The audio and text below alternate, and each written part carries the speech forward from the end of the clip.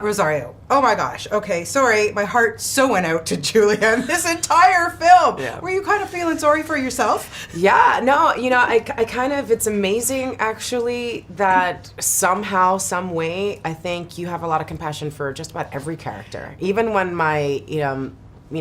definitely with Tessa, you feel a lot of compassion about kind of what just the family dynamic she grew up in and how she was sort of groomed to be who she is, and how unfortunately our little girl that we're all trying to raise and they're all arguing around is probably going to be raised too.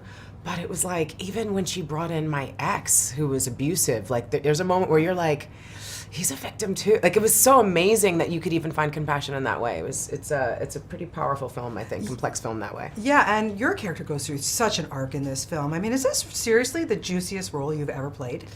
Juiciest, I don't know, but this is definitely a fun arena to be in. The thriller kind of space. It's like I got to play a character who was lighthearted and open, and also frightened and scared and angry and frustrated and passionate. Like, it just the full range that you kind of get into this type of storytelling, because it's dramatic, but you also wanted to have light moments. Like, it just was really fun every single day going, is all of this going to be in the same movie? Because I almost felt schizophrenic a little bit at times. I can imagine, absolutely. Yeah. And then the stunt stuff. I mean, how does this compare to being in the Netflix Marvel universe? Because you really had to go at it with Katherine. Mm-hmm. Yeah, it was actually really nice because Asia, who does my stunt work on the Marvel films shows, ended up coming over, and Cheyenne, who usually works with Katie, she's worked with her since she was 14 years old.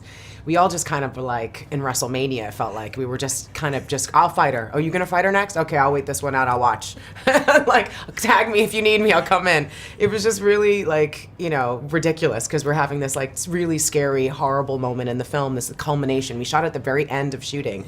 But for us, it was like, we were just having this really good time kind of off camera and taking pictures and selfies, like wiling out in the fact that there was two of us. Yeah.